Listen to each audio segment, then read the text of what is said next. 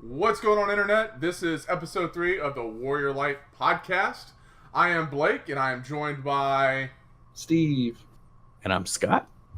And today we're just going to be talking about some news and what we got going on in our local community. So what you guys working on these days in the game? Well, I've been trying to build a fire water deck featuring Titus from Opus 1, and it's going all right. Better than I thought. I see why not a lot of people usually run him, because he's one of those where he's really good. He can win you a game single-handedly because he can attack with a special as many times as points of damage you have. So it could be a one-turn win, but it's very situational and easy to counter. So it reminds me of the fact that this game has so many deck varieties that are out there, but you just don't see a whole lot because people go for consistency. I mean, rightfully so, but there's still a whole lot of gimmicky decks that have the potential to win. Well, that's what I'm doing. Is he searchable? Yeah, I have one searcher in the deck for him in the form of Merwib to search out a water forward, water and I have a cheeky rare Titus thrown in there just as a fourth in case. Right. So, yeah. Well, you can always drop it for a special. Yeah, that's what he's there for. And if right now it's water fire just for the fire unblockableness that I want to go on, because I want to try to really get in to win with his ability. But if I did want to run water wind, I could then switch into Final Fantasy X support and Gull Wings and things like that. So there's a lot of options out there. He's just not run often, so I didn't really bother looking up other people's decks with him, because I was like, well, if no one's really using them now, I might as well come up with something on my own. Right. And I like what I've come up with. And I like using Leviathan a lot. You know what? Bounce everything back to their hand. You know what I'm just now thinking of? I know I told you to run Zemus, so he's an unblockable 6, but Fusoya, rack up your own damage. That's what I was going to ask, if you ran Fusoya to stack your damage zone and then... Yeah, actually, I don't. That probably would be a really good option. But for right now, it's more of I have a bunch of forwards out that I just keep building up as much as possible. So I like, if they attack, because they're usually weak forwards in the form of like Leela or Vikings. If I need to block, I can block easy because I have a bunch of throwaways. And if they want to attack to try to take out one of my Vikings, I can easily just take that damage instead. Right. And so far, it's built me up to like 4 to 5 damage while I'm building my board. And one thing I still forget about Titus is he also has the ability of he gets an extra 1,000 power for each other forwards you have. So you got some Leelas and Vikings out. Like, I had him at 11k last night. I still lost, but I mean, it was really cool to have like an 11k that can attack 5 times. Yeah, that's pretty awesome. I want to take a look at it. I want to see if, I mean, I don't think it'd be very consistent, but try to build a pretty good, like, OTK. Yeah. Because of the way damage is counted in this game, like, you have to attack somebody 7 times to end them in a turn. And I think Titus might be the only way to do that. Well, not the only way, but probably maybe the best way. Because he's got the highest damage potential in the game, I think, for like a one turn. But you still see things like Vermilion Birdlessy Zuyu, where if he attacks and kills a forward, he can reactivate and attack again. So he can like wipe a field or do a damage. Right. And then you have Estinian that can attack twice on his own. And then like there's a Bart's card that can attack twice, and I think the Bart's that was spoiled has multiple attacking abilities. Yeah, 3 attacks. Yeah, so there's more options like that, and I like that they're very limited now, because being able to attack multiple times is really, really strong. You only get 7 points of damage, so an Estinian attack in 2 turns, if you get that out turn 1 and they just don't have an answer to it, they draw terribly, and you draw the removal you need. I mean, that's potentially 4 turns and you win or something, depending on how it goes. So yeah, there's all sorts of craziness that can happen. But what about you, Steve? What are you doing?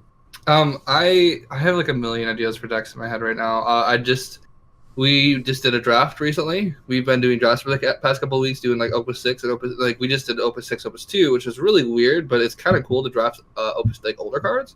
That was kind of fun. They worked together way better than I thought it would. Yeah, like they had all that 8 support in there. I'm like, why does this work so well? You know, so like the first draft that we did, I pulled a bunch of like Rebel stuff, Final Fantasy 2 things, and I'm like, this deck is really good. Now I get the combo. So I've been working on. Okay, so I bought all the stuff to finish my Final Fantasy 13 dual deck, and that's mean. It's a mean deck. That's a mean deck. It's a mean deck. It works really well though. It's almost done, and I can't wait to play you guys with it in real life instead of just like the test deck website, which is great and all. But we've been. What was that website again? Untapped.in. That's what Untapped.in. Me and Scott have been using that to test these decks. So he used that Water Tidus deck against me on that website, and I used the Final Fantasy 13 deck to test against him. And like that's when I started playing. This is worth like actually putting together and building, and it's really good. And I need to run it, so I bought all the stuff like shortly after that. So what all does that Legendary Lightning in there do? Okay, that you abuse. That I abuse. Let me pull her up really quick. So I can read her text exactly. Cool. Because she's really interesting in that she has a special ability that's not a special ability. Yeah, so you can probably use her against even Emperor, I think. I don't know. It would still be an active ability. Oh, I guess that's true. Anything that prevents specials would not count. All right. So what this lightning does? She's made at Etro, yeah. Anyway, so she had 5 cost, 7K haste card, which is.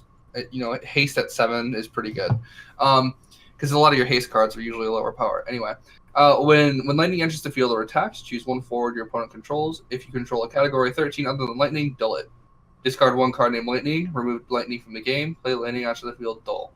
So pretty much what happens is the first turn she comes out, she dulls 2 cards if you attack with her. So she dulls on entry. If you have another Final Fantasy 13 character, it doesn't have to be forward. And then she dulls again when she attacks. So she's pretty much a snow, but she works twice in the same turn. And then you can use her ability as many times as you want. So if I want to drop her and then attack with her, that's 2, and then I can flash her with her ability and do a third one, and then I can I'm just getting all sorts of stuff in there. But now if I flashed her too quickly, then she couldn't actually attack. But still, it's like the dulling in this deck is way better than I expected, and so yeah, that's the deck that I'm putting together now. I'm pretty proud of it because I kind of like threw it together. And I'm like, I really wanted to run that card because I pulled her. I'm like, this is way better than I ever thought it would be. And I wanted to make a way for her to work in my last Lightning deck, which I ended up dismantling, but instead decided to make 2 decks out of it, which is a Mono Lightning deck and then this 13 Lightning Ice deck. And then I also, so I worked on the Rebels. I put that together. I have most of the stuff for it out of just trade, and I'm missing like a couple of cards, but that is. I pulled a foil Furion to help you out with that. Yeah. I'm like, that's mine now. And then I've also been like dabbling with the idea of Final Fantasy VI Fire Ice. So I mean it's obvious and it's there, and I see a lot of people who run Fire Ice 6. Well, not a lot of people, but I've seen deck recipes for Fire Ice 6, and the only fire forwards they run is Save It. I'm like, what are you doing? You've got a sign that gives the rest of your 6 cards Brave. Like, there's so much potential, like, with more fire cards than just Sabin. So I decided to make my own. And I haven't even tested it yet. I literally built it in like 15 minutes before we got together. So, but yeah. So I'm just finishing up that 13 deck. I put together that Rebel deck recipe to test, and then I put together that 6 deck. So that's what I've been working on outside of like the drafting and trying to foil up that stuff, which is the draft has been a lot of fun, man. The last couple weeks have been just like amazing, and it's cool. Like last night, we had a bunch of new people show up, and we were able to teach them, and it was cool that we drafted both Opus 2 and both Opus 6, so kind of had the variety going on. Yeah. But yeah, as far as decks I'm playing I'm almost finished with. I think I have almost everything for the Vice Kings. I'm gonna play that, like it's like my big meta deck or whatever. And then if I can find a Final Fantasy 14 starter, I'll make Scions. But hunting those things down is becoming kind of hard. Yeah, because our card shop sold out pretty quick, so he might get some more in. We could check later on. And remind me, who won last night at the draft? Oh yeah, I Who was won. that? Not last night, but that before, but Yeah, yeah, that Thursday. was you, wasn't it? Yeah, I won. Blake Yeah, taking home the it's gold. fitting and put in some work, man. Mm-hmm. And then well, Ron, it was me and Ron again, and the thing. So I got my revenge on Ron. Who won our giveaway? On the last he won our podcast, giveaway by the way. too. So, what did he pull? Like, it was an Amon. Yep, Amon. Not Golbez. Gabrant. The dude from Final Fantasy 12. He's an Earth card. Yeah. Mm-hmm. He pulled like I think 3 legendaries, and one of them I think. He had a double legendary in one. Yeah. Yeah, he had a foil Vincent. Oh, Vaughn. Vaughn was the other one. Vaughn, yeah. Oh, Vaughn yeah, was a non-foil. I think the Amon and Gabranth were both foil. Nice. Yeah, he had some very nice pulls.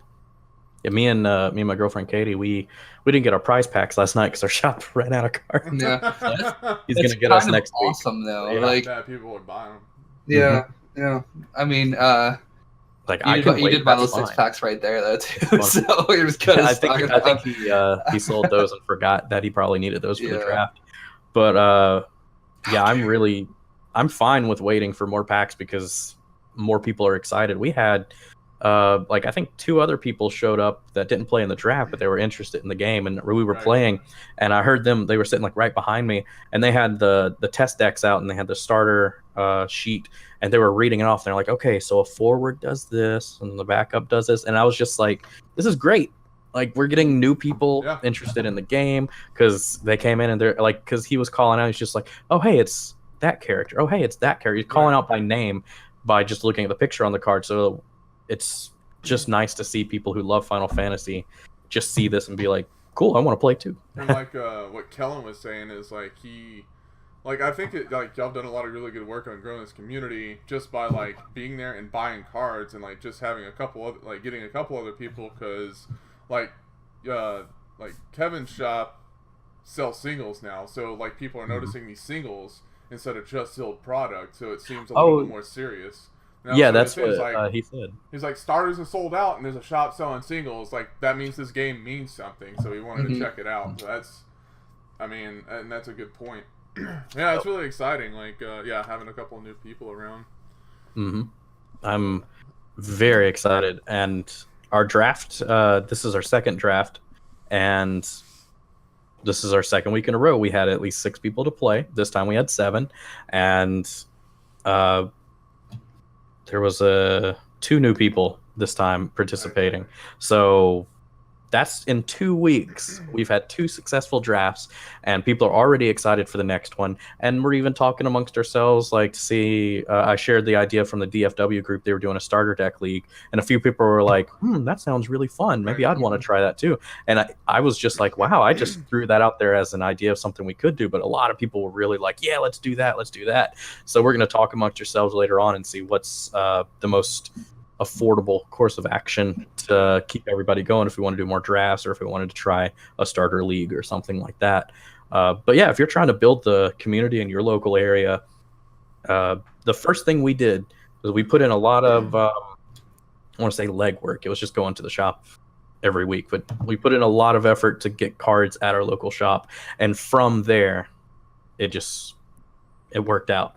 Yeah, I don't want to say call and bully them, but we called and bullied them until they started selling their cards. We checked in at least once a week. Sometimes we would just stop by the shop a couple of times a week, and we would just ask, like, hey, you got those cards in? And he'd be like, it's supposed to come in next Friday. So we'd check the next Friday. Got those in? No, not yet. And so if you show your local shops that there's interest, they'll probably look into buying a box or so. And then from there, depending on how fast it sells out. I mean, if you can get enough friends, at least 6 people together for our shop to do a draft, those packs go quick, and that card shop's going to be like, I can sell a few boxes every couple of weeks. Let's get these in stock. And so like he started out with 1 box. Now the place where we play, Wonderland, he had 2 boxes, and pretty soon he's probably going to buy like 4 or 5 at a time to make sure he's got stock ready to go. Yeah, the thing about like the draft and the the starter deck league is like it's really it helps with retention with new players because they're not getting smoked by mono lightning, mono ice, or scions or something like that, and they can compete on the same level as everybody else. So right, yeah, I felt bad because I went up against the guy. This was his first Final Fantasy draft, and I won. Like the damage was like I had like 6 damage on him, and I think he did like 1 or 2 to me. But it was all because I had a backup Zemus, unblockable every turn, and 2 big guys ready to block. And so like it was just so nasty. I just had that luck of the draw. But other than those kinds of instances, like draft gives a lot of new players a lot more edge to the game than they would have if they had to bring their own decks. Right. So yeah, like we do typically see the people who are familiar with the game doing better in the draft, but the people who are new are still winning at least one match, getting a pack for their win, right. And it's giving them incentive to come back and do it more. It's also a small investment, so you don't feel like you're cheap. Like you spend all this money for nothing. Right? Yeah, because you get to keep the cards when you're done. Yeah. Like packs you win is great, and drafting gets you a lot of good cards that you might want. Right. And Wonderland was talking about us doing after weeks of drafting, we're going to do post-release, pre-release of Opus 6. Yeah, he had like 6 packs, pre-release boxes for Opus 6.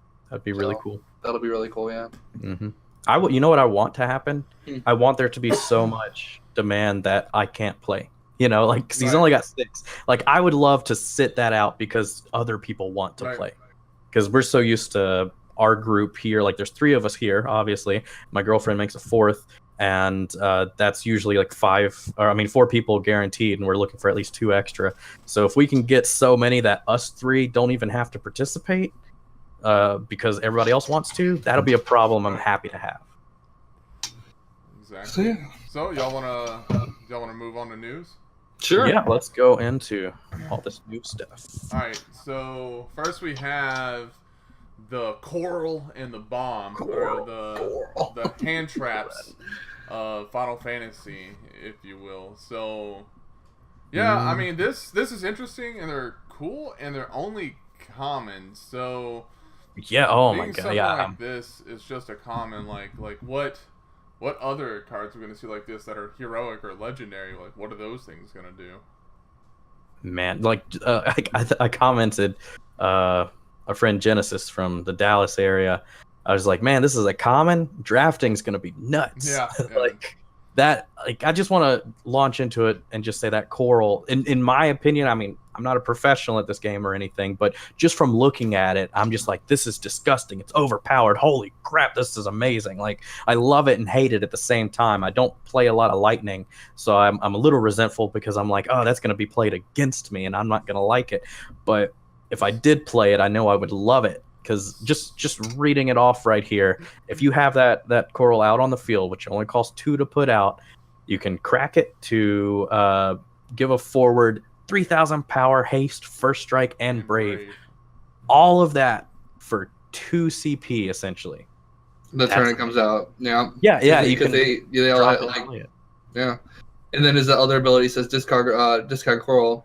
Choose one monster of cost 1, break it. If you can only use this ability if coral's in your hand. So there it is, right from your hand. You don't have to like. Yep. Do you pay for it? No, you drop it. The cost That's what it is. Discarding. Mm-hmm.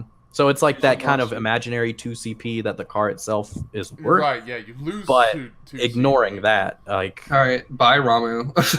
Right, but yeah, that's the thing I wanted to point out. Like, Lightning already has Ramu from Opus 6, and he has like the choose 2 ability, and one of those is destroying a monster of under cost 2, I think. Is that right? Yeah, 2. So that's 2 at instant speed, 2 cards in Lightning that can just destroy like Cactar, Flan, Layak, so many options there that they can break just at a whim.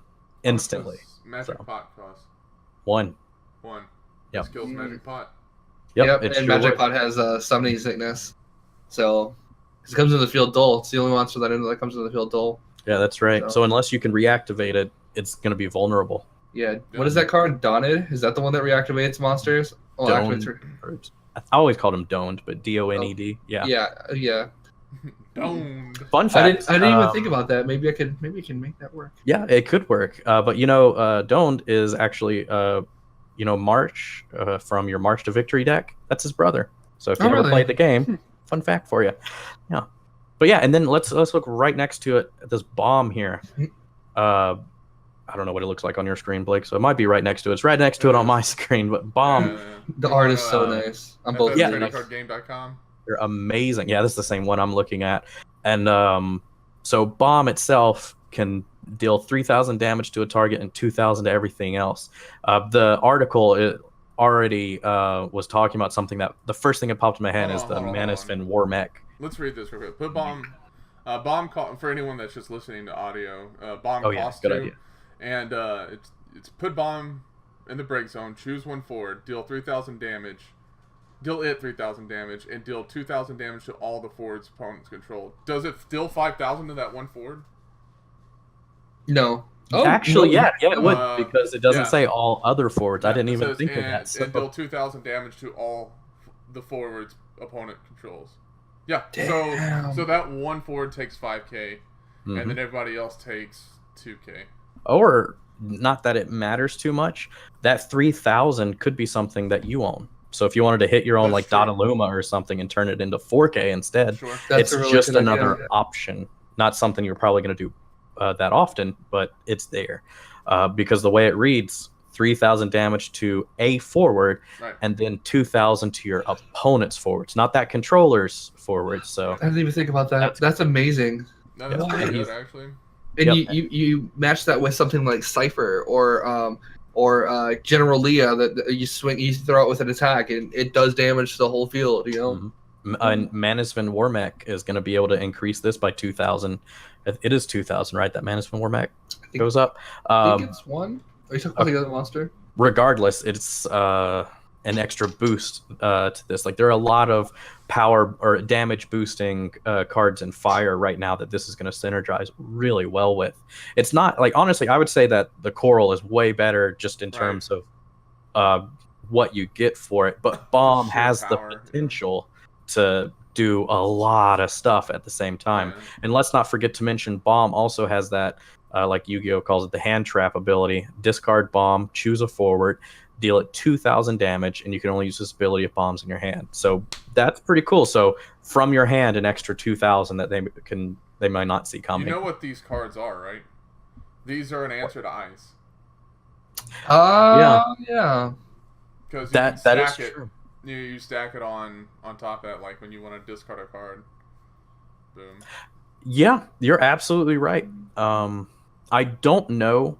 I don't know what it would be. I don't know the ruling myself of if you discarded it and there's other cards left in your hand. If you would still have to discard. Still have to discard it. So okay. Like I don't think like discarding this as a cost, but if they're trying to rip the last card out of your hand and then you still get a benefit from just stacking this ability.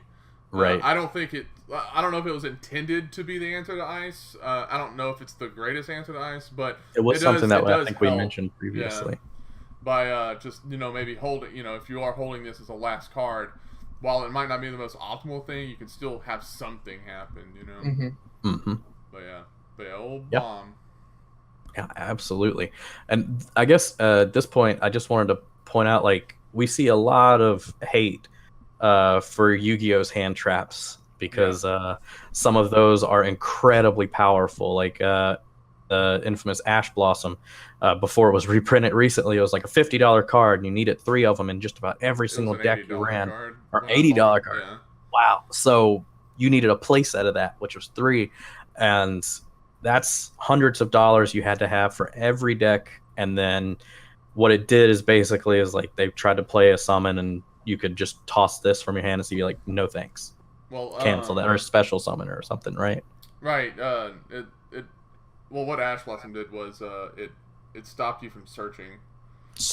That's right. Dang, that's amazing. Yeah, it was ridiculously good, and everybody like hated it because it was kind of an anti-fun card. Like at the same time, like I mean, I'm not gonna get into Yu-Gi-Oh because I don't know enough about it, but there's a lot of searching in Yu-Gi-Oh, so at the same time it countered some stuff, and then With everyone running it, though, it was just like everywhere and annoying. It's a balancing mechanic. Hand traps are there to balance the game because the game is in such a degenerate point.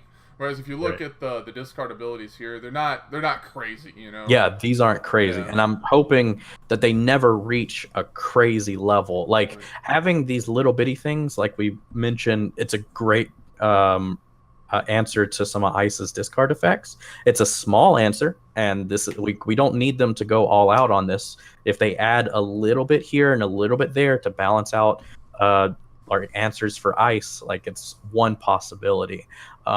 Also, I read, I don't know if it's on this page or somewhere else, they have other special monsters coming out in this set. I'm trying to see if I can find it, but oh well. I think they have one for each color coming. Right. So I would assume that those 4 others would also have discard abilities as well, because these 2 did. So I'm anxious and excited to see what all comes from the other cards, because these 2 here are solid. These are really solid monster cards. So there are a lot of solid monster cards that don't see play.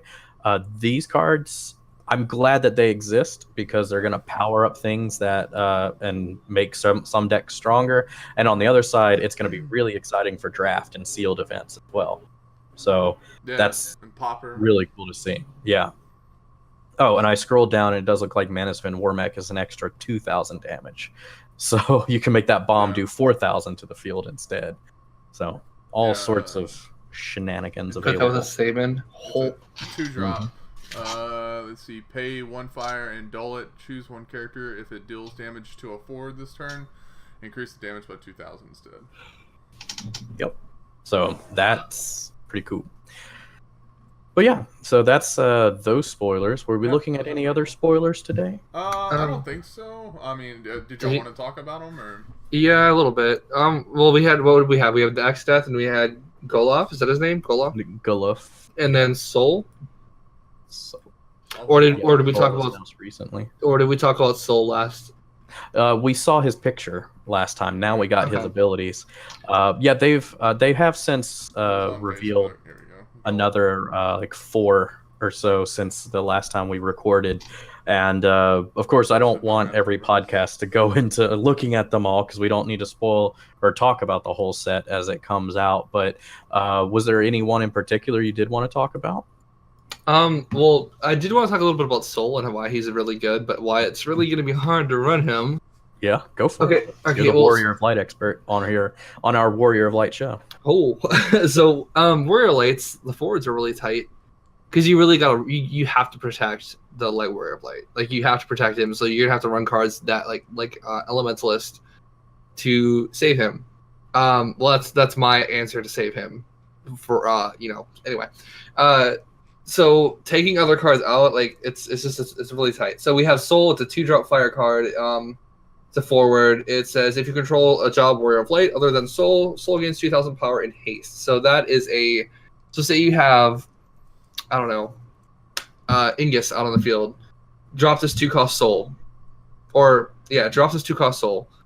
Now he is a 7K, 8K plus the 1,000 from Ingus, and he has haste. That's insane.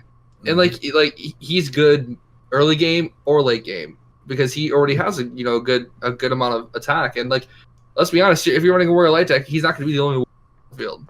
Right. So it's really good. It's just finding space to run him because then you've got other cards. I don't even know if I would even run that new Bartz because it's so specific and you have to have more than just the one Bartz in there. But he's really good. I'm really looking forward to him coming out and playing him. So there's that, and then the other spoiler.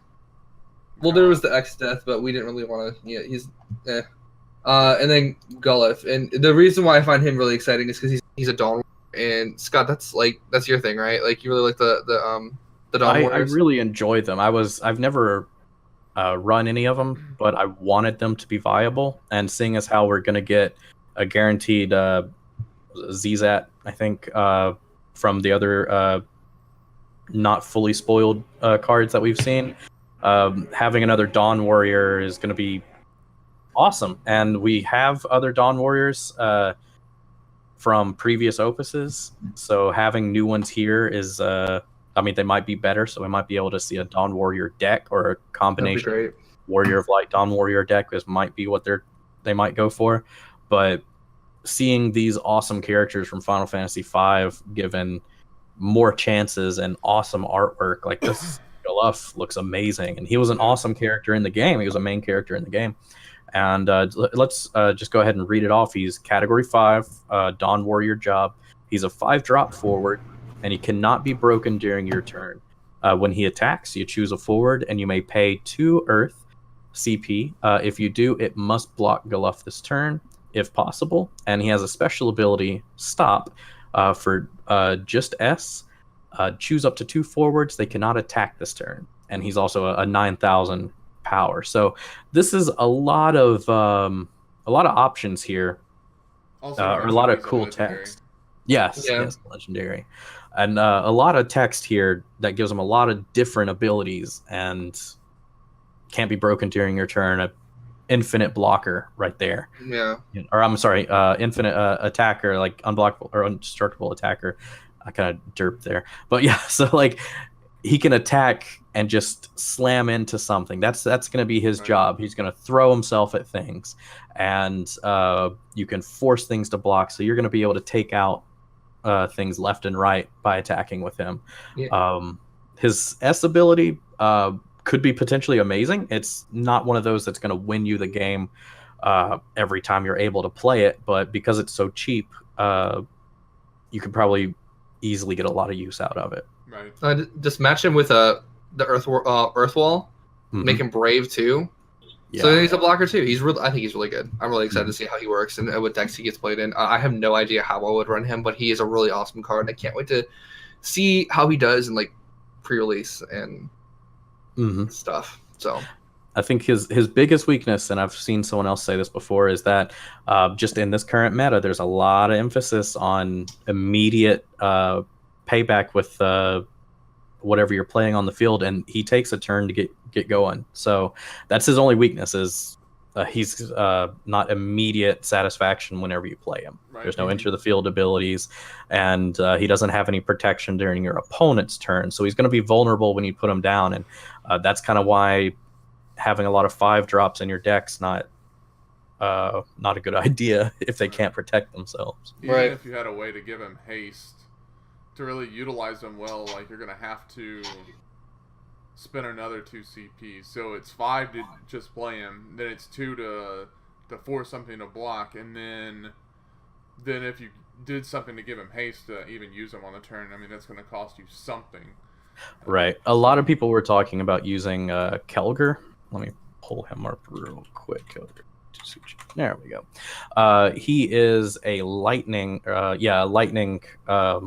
forward. He's a 6-drop with haste, but when he enters the field, you can play a Dawn Warrior from your hand onto the field. Gotcha. So you get a lot of value. Warrior? Any Dawn Warrior, and because now we have a legendary Galuf, that's a Dawn Warrior for 6 CP. If you're running lightning as well, you get to throw down an 8-drop Kelger, which brings out that 9K. Yeah, that's pretty good actually. Galuf. Let's see. I'm kind of excited to see how what kind of decks go around these. Also, something I want to point out that the 2 Earth to make him something force to block him this turn. That's kind of like lightning. From Legendary Lightning from the first set, from Opus 1. I really like that ability, but it was so hard to pull off because you had to ditch one of her to be able to use it. Yeah, and then like special. And then there's always used to be like an answer to it, but this is cheaper because it's only Earth. It's not discarding one of himself, and then he can't be broken during the turn either. So it's almost better. I mean, give him first strike, and he's like that much better. Yeah. Right. Yeah, I really like him. I think he's a really awesome card. Yeah, for special to be really consistent, like you have to run searchers. I don't know. There's got to be a 5 or a. I don't know if they have a Dawn Warrior searcher, but there's probably a 5 searcher out there. Actually, for the best of my knowledge, and internet, correct me if I'm wrong, there isn't a general 5 searcher yet. Okay. Where I'm assuming, and I would put money on it or put it on a bingo sheet at least, that Opus 7 is going to have some kind of 5 searcher. Right. They have searchers for all the other ones, or just about all the other ones. So now it's just a matter of what colors are going to be, how much is it going to cost, is it going to be an EX burst? Right now there's 2 of them for Final Fantasy X, but they're both wind. One's an EX, one's not. So it can happen. I have fingers crossed that it's going to be a useful color. Because if it's like an ice or something, it's going to suck. But if it's wind or earth, it could work. Which kind of leads into the next topic, was like just the general like Final Fantasy V support coming out in Opus 7 is supposed to be like really thick. So I mean it's like that searcher or something's got to be in the set. Mm-hmm. And you'll maybe this is your set. You get your Dawn Warriors, man. That'd be great, because the last ones, I'm glad they exist, but they were all different colors. Like Zizat was ice, Kelger's lightning, the old Galuf was still earth, but the new Zizat is earth. That was spoiled because we saw the color of it. So things are changing. They might move some things around to where they're a little easier to use. And if they balance it to where it can be used, I'm going to be really excited. Right. I really want you to build a deck out of this. I'll have my Warriors of Light. I mean, my Warriors of Light is the 4 and then Light. So I mean, and it works. Everyone's like, "You run a Rainbow Warrior Light deck?" I'm like, "Yeah." They're like, "And it works." I'm like, "I top 8." So. No, yeah, I would love to see you run a Dawn Warrior, because this is like the sense we found out that there were Dawn Warriors in the game. You were like, "Oh, it'd be so cool if they didn't were Dawn Warriors. I'd love to build a deck out of it." This is the chance to do it. I really hope that you do it. Oh my god, that'd be so cool. Then we would have Warrior Lights in our group and a Dawn Warrior deck. It'd be so awesome. It would be really cool. The only downside is, if memory serves, because like I think I'm the only one out of us 3 that played through Final Fantasy V. Yeah, I didn't. Right? I've never. I started it. I got halfway through it. Like if memory serves, there's only 4 Dawn Warriors in the game. It's like Warriors of Light. Like there's 4 Warriors of Light, that's your main cast, and then you have 4 Dawn Warriors, who was like other Warriors of Light. If you played the game, you know what I mean. Yeah. So it's not gonna have future-proof support.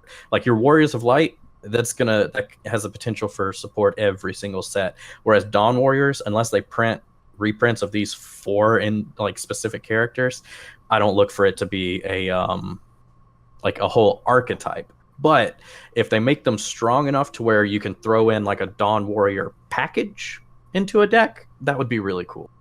So I'm kind of hoping to see just them used in general.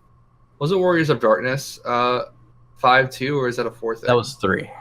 3, okay. Yeah, and they were all like identical Warriors of Darkness, so I wouldn't be surprised if they just threw out like 1 card in the future just for it. But yeah, there wasn't anything all that special about them in the game, because they came in like way at the end.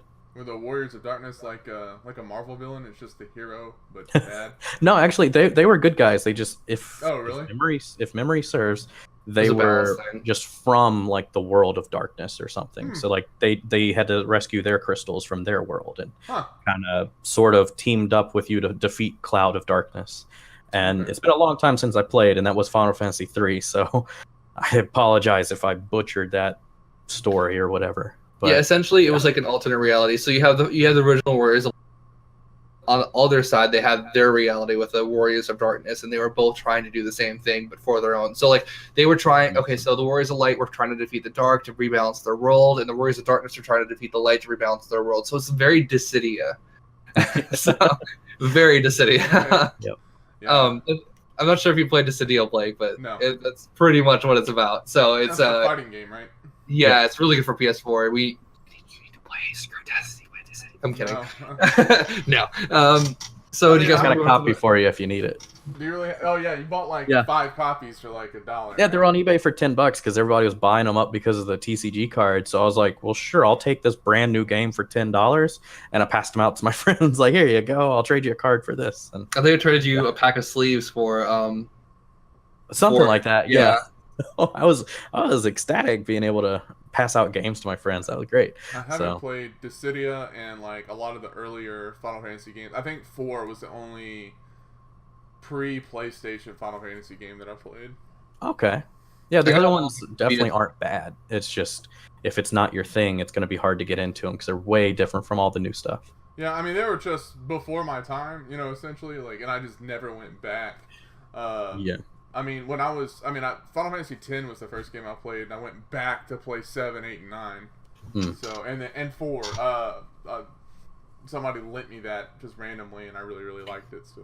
Right. Yeah, I played 5 and 6 on the Game Boy Advance, and I love those ports. And it looked really cool. I like the artwork for it and the pixel art and everything. So I would love to go back through it. It's just I don't really want to carry around a DS Lite with me to play it. So. Right. Not a big fan of handheld gaming, but anyway, back on topic. But yeah, so Opus 7 coming in November. Right? Yes. Yeah, no, October. I have it right here in front of me. November 2nd. Cool. Is it really that late? Pre-releases in October. Oh wow. Okay. So I didn't realize it was that late. I thought it was in October. Yeah, I thought it was like third week in October.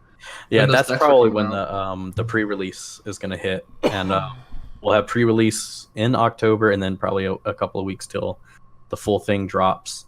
So that's something for everybody to look forward to. It's not long. If whoever is watching this, if you're watching this sometime soon, like it's not long till the next set comes out. So grab or be watching the prices for Opus 6. Right. Because they're probably going to drop close whenever Opus 7 gets closer. It drops. Opus 5. A lot of stores I've noticed now have restocked a bunch of Opus 5 stuff. So I can't remember specific prices except for I saw Refia. Refia was like 79 cents, and I was like, that's not a bad price for Refia. That's a staple in like a mono water deck. So if you need certain heroic cards, check right now, because I remember Opus 4 tanked in prices once like 5 and 6 came out, because people were just buying the new stuff and didn't buy Opus 4, and $30 a box. Yeah, Steve got a box for $30, so always keep your eye out on the internet for good deals. That was RTX, and I think they were ill-informed, but yeah, me and my boyfriend both got a box for $30, and we were like, yes! Lucky. Well, we each got one. It was pretty cool. He pulled them out on his first pack. We're like, dude, like, what's your PayPal account? Let's go buy them out. Yeah, I'll give you some. I was going to drop the rest of my money on TCG there. We actually bought them out after that. Like, so, like, there were a couple people who were buying the packs steadily, and then, like, we came back on the last day and bought the rest of the packs. Which was crazy because we bought like 6 packs for like $25. And we're like, we just got a box for $30, so like what? Yeah, it's like, hey, can I get that? Yeah. Oh, go ahead. No, I was gonna say, like, if you guys wanted, we went to the topic. Oh yeah. Oh, yeah. So I already have it pulled up here, so I guess we'll just talk about Opus 8 yes. and the Final Fantasy 15 and Crystal Chronicles that we're gonna get there. So first of all, I want to say about Final Fantasy 8, or not Final Fantasy 8, Opus 8. I don't know if I said Final Fantasy 8. You did, yeah. You meant Opus 8. We'll fix Opus it in post. 8. No, fix it in post. That won't happen. But anyway, Opus 8, excuse me, is featuring Final Fantasy 15 and Crystal Chronicles. But this freaking box art looks amazing. What is that? Sky? Bahamut. That's Bahamut? Yeah. Okay. I'm assuming it's a. Actually, no. I had a thought that it may have been something from like Mobius, because I don't know anything about Mobius. No, but this is a special artwork. Yeah. Mm-hmm. So I don't know exactly what it's going to be. If it's going to be special or if it's going to be from a specific game. Right. So I'm excited. Like having a summon on the front. Heck yeah. Like yeah, I'm glad awesome, there's not like another lightning on the front. Like we're getting a bunch of. I'm so tired of saying Furion, just in general. Well, there's another one coming out soon, and we're going to get to that. That's our next topic to discuss, is the light and dark decks, or hero and villain decks. But yeah, for Opus 8, Final Fantasy 15. Final Fantasy 15 is happening. Finally. Everyone's wanting it. Everyone needs it. It's happening. You're going to get it come March 22nd. It's quite a wait. Yeah, I'm going to die. I need it now. Got plenty. You got it. Well, we got Opus 7 we got to get through first before we even get here. So yeah, I think people are generally more excited for Opus 8 now, but I kind of am. Just one, that box art looks awesome. Final Fantasy 15, and honestly, I played Crystal Chronicles. Well, I didn't play Echoes of Time, but I played Crystal Chronicles in the first one, and so that's really, really exciting. Yeah. Yeah. It is weird. Like I was already excited for Opus 7 when Opus 6 hit, and then like playing through Opus 6 now, like I don't hate the cards by any means, but it's not my favorite set. So I'm excited to see what 7 brings, and I'm sure a lot of people are already ready to get into 8 by now. I want it all. Just release it all at the same time. But yeah, no, just little quip there. So, and I guess to round everything off, let's talk about those reprints. These reprints, man. Let me get back to the post right here. Yep, I have it up on my phone here. Holy crap! The Heroes and Villains double deck. And a big thank you to Camus Lappin. I don't know if that's how you pronounce this person's name, but I think they translated this. According to what they said, that they had translated and read this. So, yeah, big thank you to Camus. But anyway, yeah. What was it called again? The Heroes and Villains double deck. Villains, right. Yeah. This post says it'll be available on October 9th. I don't know if that's Japan only, if worldwide. Oh yeah, I'm sorry, 19th. I don't know if that's worldwide, Japan only, or what. But yeah, like Steve said, that's way before Opus 7 drops. It's a few weeks before that. And there's supposed to be some new cards in there as well. So let's just touch on the new ones, because I know we wanted to mostly talk about the reprints. But it's going to contain, as far as the heroes go, Furion, Warrior of Light, Cecil, and Ishtola. And then for the villains, we got Emperor, Garland, Golbez, and Ultimecia. So that's really cool. New cards for these awesome characters. Right. I think just about every one of these have a special ability. I don't know if Furion has a special ability, but most of these have special abilities. So to get another instance, it's just that much better. Anything you guys wanted to say about the new cards? I hope Cecil's good, or Cecil, however y'all want to pronounce it. I hope so.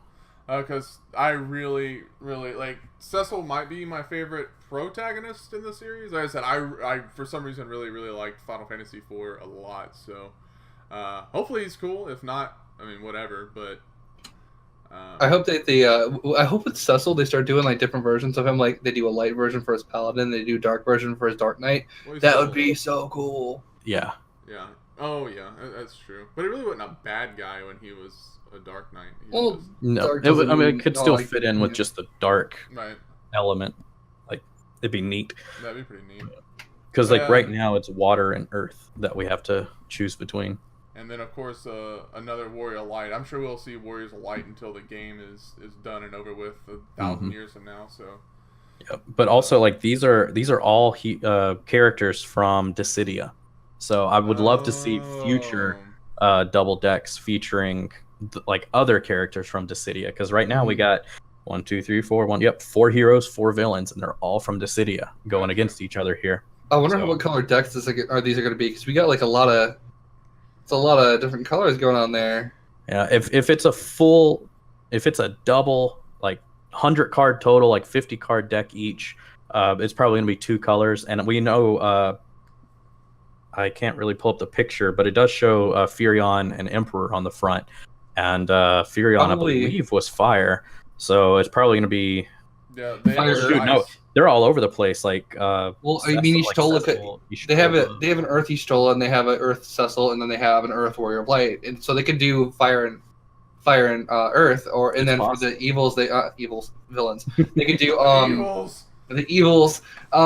Emperor's Ice, Garland's fire, Golbez is lightning, and Ultimecia's water. So I don't know. I don't know what they're gonna do. It's up in the air at this point. But maybe they could do, since it's Heroes and Villains, they'll probably do light and dark. So maybe they'll do Warrior of Light as light. They'll do Garland as dark, and then they'll do the rest at like I don't know. Yeah, I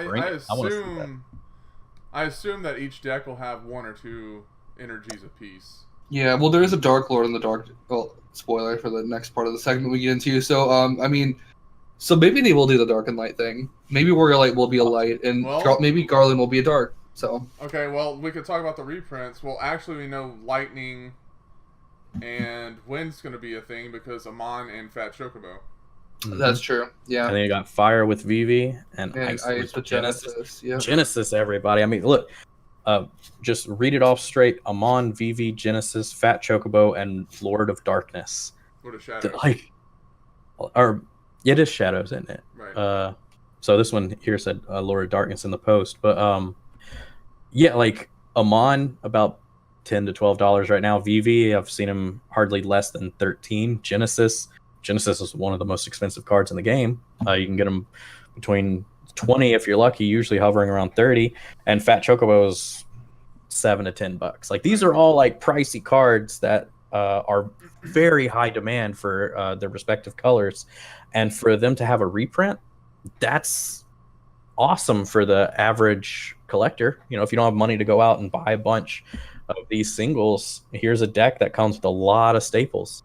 I mean, hooray. Comparatively, like, this game's singles are already pretty inexpensive, and the form to reprint them already, like, I mean, amazing for budget players. So, I mean, it's awesome, and it's not too much, like, you know, as far as we know anyway, is like, you know, you're not seeing Ishtola getting reprinted, or Estinian, or Alua, or anything. You know, they're not reprinting everything, but they are giving, you know, they are throwing you a few bones there, which is pretty awesome. Especially on that Genesis, man. Like, yeah, I would love to run Genesis at a deck. Like the Genesis is very surprising. But this does raise a couple of questions or concerns though. Well, a few people online are still talking like, here's more reprints. Are they going to do a set rotation? And I'm firmly on the side where I don't want, and I don't think we're going to get a set rotation. Yeah, I don't think so we've either. already had some of the main people from the game like say we don't want a set rotation. Now, that's of course it could change in the future, but as of now, I don't think there's plans for a set rotation, so we don't have to worry about that. What does that mean? Like if they were to suddenly be like, if you want to play officially at the next Crystal Cup, it's only Opus 3 onward or something like that. Oh. You know, like if they set those blocks, yeah. Like you can use cards from Heroes and Villains and Opus, like Opus 3 or 4 and on. And then like when a new set comes out, the oldest set, so like if it was 3 to 6, like when Opus 7 came in, Opus 3 would fall off and be 4 to 7, and so on and so forth. I would be so angry if they did that because my Warrior Light deck would tank. Well, yeah, a lot of people will be. Yeah, like right now it's a bad idea. At some point, there will have to be something to happen for balance. I mean, I don't think this is the case, but I mean, if they wanted to go with errating a bunch of cards, they just could reprint them with the current errata and then put them out there to balance. But I don't know what they're going to do to balance, but I don't think this is what they're going for. I don't think they're going for a set rotation. I think they're just reprinting cards to be really nice people. So Yeah, and like they already had their trial run with Chapter series. I don't think Chapters had any rotations in there for any of their events, and that was 11 or 15 or something sets out of that. So they've already gone through and they're actively trying to balance everything. So unless something crazy happens, some crazy off the wall card that has to be banned, as long as everything's relatively balanced, they'll probably never have to do a rotation or a ban list. For sure. But yeah, that's really exciting. They have a lot of different characters in here. That's like 8 different cards. No, let's see, that's 4. That's like 12 cards that they're talking about from the deck. So I don't think they're all going to be 3 of though. That's another thing that I've been thinking of. Yeah. No. Probably. Also, they're not going to put the big cards like that in there in 3Os because they're going to want to sell as much of this product as possible. That's also another good reason a lot of these companies reprint very desirable cards because, well, I can sell more if I reprint it and sell it in this product. I'm going to sell the shit out of this product. So. Like everyone's gonna buy three decks of it, you know. Like if there's like a one of them, I guess I'm buying 3 starter deck sets, and I'm gonna get my place out of Genesis. Yeah, you could do that, or just wait until people more PVs. Buy them and then piece them out. Yeah, and buy the singles out of it. I wonder how many of these are going to print. To be honest, and how easy these are going to be to get a hold of. Yeah. Like they could run very scarce, and I'm hoping not. Like so far, everybody online is still taking pre-orders.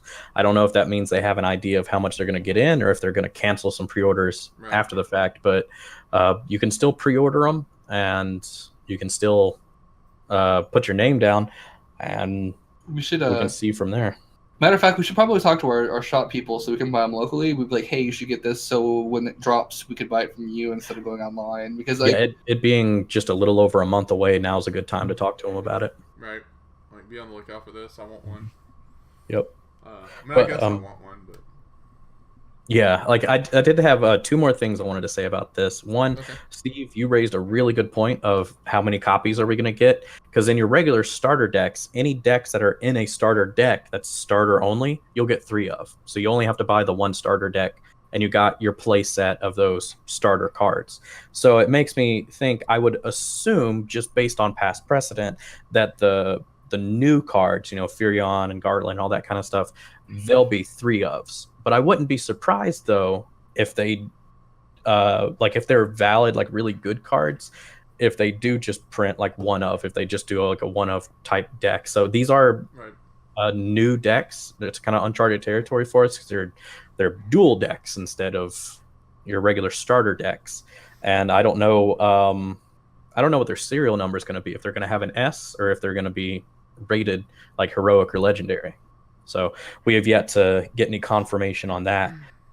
And the second thing is along the similar lines of, I don't know what their serial numbers are going to be. I don't know if the new car, or I mean the reprints are going to have new serial numbers. If they're going to have like the Evokers did with their original serial and then their new serial. Yeah, and I'm hoping that there's nothing done to these cards to devalue them. And I don't think there would be, because there's nothing indicating that it would, and there's no reason for it to. But like in the Pokemon trading card game, if you bought a World Championship deck where they recreated the professionals decks, the backs of those cards like had special art on it. So like you could tell, and even on the front there was a symbol, so that none of these cards are tournament legal. You can't just buy a tournament ready deck and show up for it. You still have to like buy the singles, which is sad. That's a topic for another discussion. But I don't think these would do that. But I'm also curious as to what changes they will have.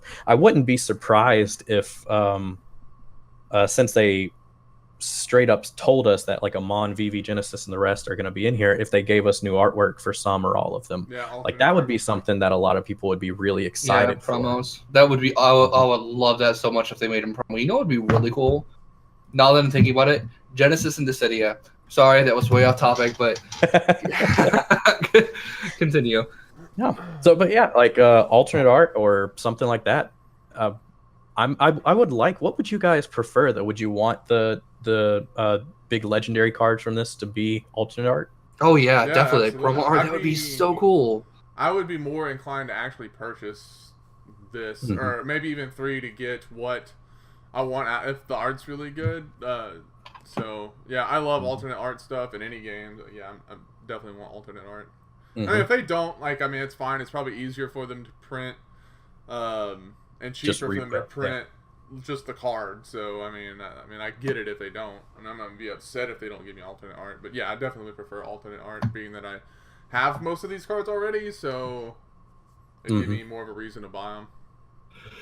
Man, the more we're talking about it, the more I'm worried that they are going to be short printed. I've seen it. I mean, I know coming from Yu-Gi-Oh, Konami is kind of a really, really shit company, and like they're so money hungry. Like, so they might not short print these things. I hope they print enough for everybody to get what they need. So I don't think so. Square's been pretty good, and like, did Konami do that?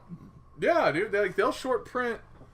Yeah, and like reprint sets and stuff, like they'll take hot cards and short print the shit out of them so you buy more product. Which these are starter decks, so that's not the case, but they can make them hard.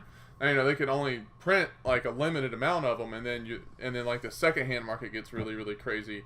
So this, how much is this retailing for? Like $20, $22? Around $20, yeah. Yeah, so like I think it's gonna be 30, 20 to 25, yeah. Say these are short, and then so you get these shops that realize this, and they do stuff like cancel your pre-order and then relist them for like $40. Stuff like that happens all the time, and I don't want to see that happen with our game. Yeah,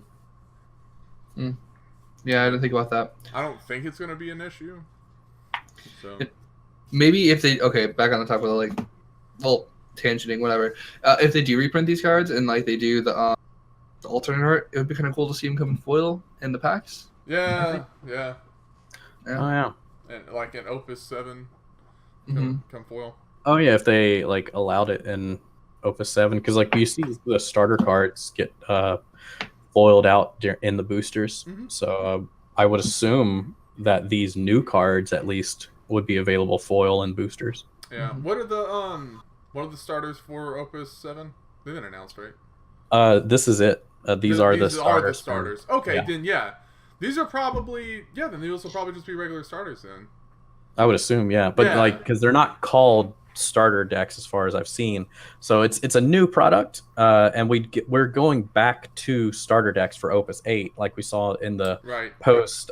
They're saying that there should be.